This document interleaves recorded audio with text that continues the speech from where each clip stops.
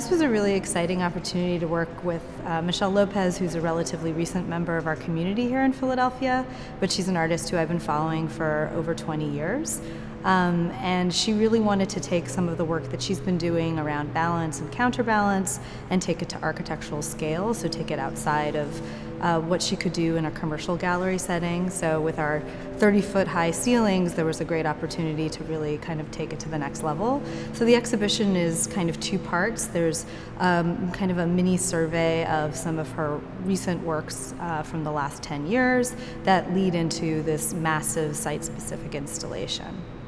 So it's called Ballast Barricades, and so the idea is that a fragment of a building is acting as a counterweight to support a collapsing scaffolding system. I do a lot of research on my materials, and there's a lot of failure involved in making, and I try and push the materials to do things that they're not supposed to do. For me, there's like this kind of intuitive emotion that's involved with touching the material and then having it be more organic and looking at it and seeing if it does anything, because so much of art for me is about the experience of looking at it, and if it's doing something that feels that it has meaning, and that's a very abstract thing.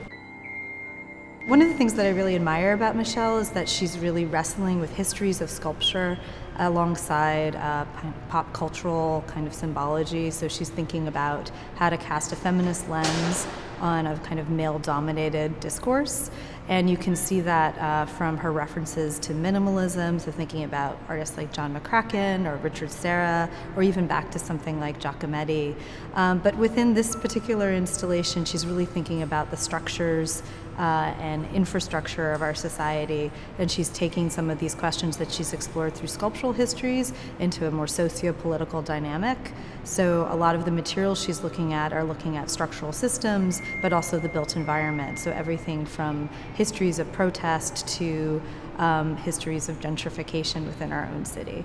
I was drawn to Penn because of the amazing faculty in the fine arts program.